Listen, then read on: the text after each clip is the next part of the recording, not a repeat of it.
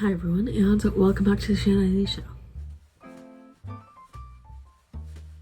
Welcome to the last book tag of the year. This is kind of sad to say, but we're going into the new year, so we need to wrap up this year and just wrap it up on nice notes.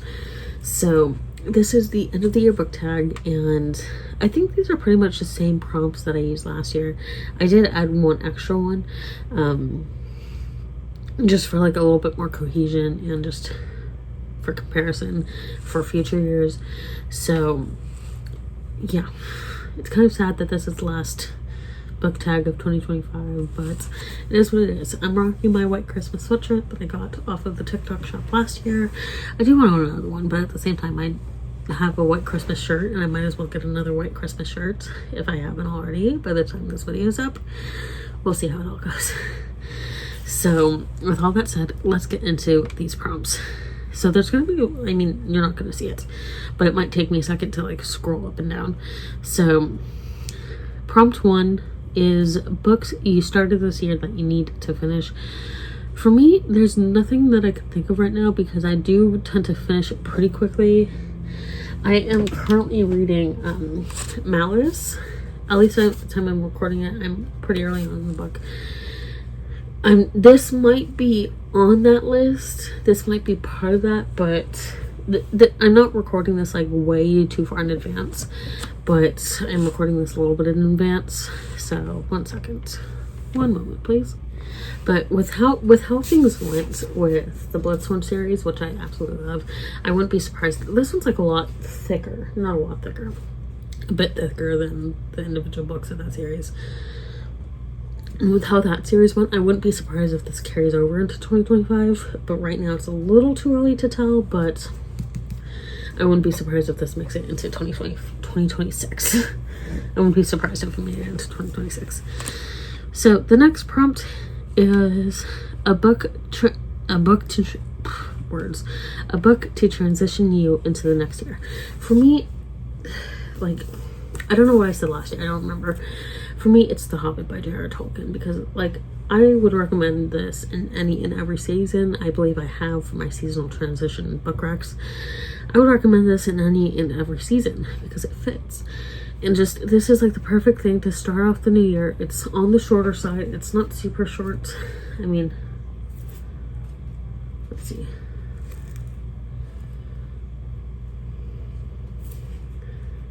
But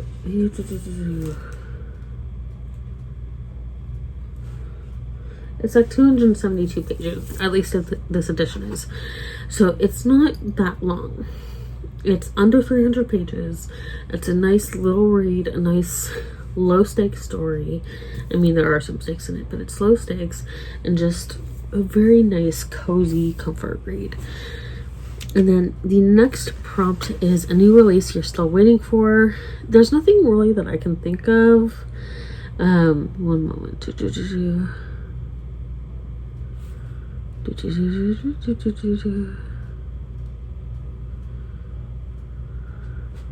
Yeah, there's nothing really that I can think of that I'm necessarily waiting for or waiting for an update for. I've always been kind of bad about new releases. I was a little bit better about it when I had Kindle Unlimited and had those series that were available in Kindle Unlimited, but I'm really trying not to support Kindle Unlimited, which sucks because I had some really favorite authors in Kindle Unlimited. So I have to figure out other ways to support them. Maybe Amazon is the only way to support those authors right now, but I have to look into how to support them. Anyway, the next prompt is best book or books of 2025. And 1 moment. For me, that is For Whom the Bell Tolls by J.C. Lynn. Like, I will never shut up about this. Like, anyone and everyone I can talk about this with, like, I will. Like, there are 2 people that I know for sure will really like this, and I keep telling them, I'm like, you have to read this. I need someone else to talk to about this. Like, I need someone else, because it's like there's so many parts of it that were like cathartically healing, at least being in customer service, and then there are other parts that are just cathartically healing in the sense of like the Catholic Church and the relationship with Christianity, and there are other parts of it that are just like healing, just generally speaking. And it's like, this was the first book that I was actually both crying a little bit and laughing out loud. So it's like this, I love this book so much. Also, I'm not giving too many descriptions just because like this is a low stakes video. It's the end of the year, so I've talked about these books before on this channel, so at this point, low stakes video, I don't feel like doing it. So the next prompt is biggest disappointment or disappointments of 2025. I no longer have this, but for me it was the 13th child. I think part of it is that I went into that book expecting a little bit more of the luck, like a story kind of like the Luck Child from Jim Henson's Storyteller show, which it wasn't really like that, which part of that's on me for my expectations. The book itself was decent enough, but I was looking forward to it. I wasn't feeling it, so I was just disappointed by it because I wasn't feeling it. The next prompt is biggest surprise or surprises of 2025. For me, that was the Amalfi Curse by Sarah Penner. And it's kind of funny because I was watching the Great British Bake Off. I have a reaction coming in January. I was watching the Great British Bake Off, the first episode of the new season, and someone was using Amalfi lemons, and it was just like so weirdly timed because I just finished reading the Amalfi Curse when I watched that episode, so it was like the timing. But I absolutely loved the Amalfi Curse, and it was a surprise for me because I liked the London Sand Society by Sarah Penner. I didn't really like the Apothecary. I'm gonna do it again. I was about to say the Apothecary Diaries. I didn't really like the Lost Apothecary as much. Maybe it was because that was her first book, but I wasn't expecting to like the Amalfi Curse. I was just like, you know what, I'll give it a try. I know I like the London Sand Society. I don't really like the Lost Apothecary. Let's just give this one a try. So that was a surprise, and I'm really happy. The next prompt is, I have to bring this one back 1 second. So the next prompt is newest favorite author or authors. For me, that's Avery Cunningham, who wrote Mayor of Maxwell Street. This is a new to me author, and honestly, I absolutely love this book. This had so much depth and dimension, and it's like, can we all read this, please? Can we all read this and have discussions about this, especially given our current political climate? Like, we need to read more of this book. Thank you. So the next prompt is newest favorite crushes. For me, I would have to say it's Belle from For Whom the Bell Tolls. Like, Belle, we love this himbo. We love him so much. I love him. Like, honestly, like, chef's kiss. Perfect. I love it so much. I love him so much. I love this book so much. And it's just like, he's such a great guy. He's such a great guy. Great demon, great guy. We love him. The next prompt is, okay, I just set it down, but I'm going to talk about it. The next prompt is book or books that make you sad and or cry, For Whom the Bell Tolls. I'd mentioned this. Oh, sorry. I mixed it up a little bit. Okay. Newest favorite character or characters. The characters from For Whom the Bell Tolls. Like, again, I will not shut up about this. These characters are amazing and so well written. And like the ending, I can't say much. I mean, you might have an inkling, but it's like I can't say much. But like the ending, I need book 2. And then the next prompt is book or books that made you sad and or cry, For Whom the Bell Tolls. Like, honestly, again, this was the first book that was making me like actually cry. I wasn't really sobbing because I didn't want to get like the pages wet, but like I was crying. I've only ever teared up at books before, and I was like crying at this book. And then the next prompt is book or books that made you happy and or laugh. Again, For Whom the Bell Tolls. Like, I was crying, I was laughing this book. I was feeling the works of emotions with this book. It was cathartic, and I loved it. So, moving on. The next prompt is, the next prompt is, how many books did you DNF this year? And I DNF'd 5. I thought I DNF'd more than this, but maybe it just felt like it because it was like a mixed bag of books this year for me, I feel. Like a lot of them I did rate on the higher side, but like it was a mixed bag. Like I rated them on the higher side because there was at least something that I could appreciate from it and that I could acknowledge that was well done or pretty good, but it just wasn't for me. But yeah, I DNF'd 5 books this year. And then the next prompt is any notable DNF book or books. And for me, it's a library book, which I still have. I need to return it. I'm within the time frame. I just need to return it. I got maybe, I think, 25% of the way through, roughly. And I couldn't with this book. And ideally, I liked it. I like the concept of this ideally.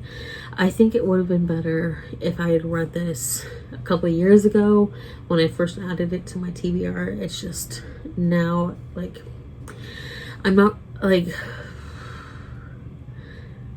I explained it to, like, a friend of mine where it's like, this is just, like, a little bit too YA for my brain right now. And again, maybe if I had read it when I had added it to my shelf a couple of years ago. When was this published? Feels like years ago. Yeah, 2022, 3 years ago. And I think I added it to my shelf pretty early on, or added it to my TBR shelf. And again, if I had read it soon after, I feel like I would have enjoyed it more and appreciated it more. It's just now I kind of don't need YA. So the next prompt is a new release you haven't read yet but want to, and for me that's the Mademoiselle Alliance by Natasha Lister. I am very surprised, yet not surprised at all, that I have not gotten this book yet, because previously, like, I was on top of getting Natasha Lister's books, like pre-ordering them and making sure I had them and reading them quickly. It's just, for whatever reason this year, it's just, my brain was in a little bit of a cloudy spot when it came to Natasha Lister and the Mademoiselle Alliance.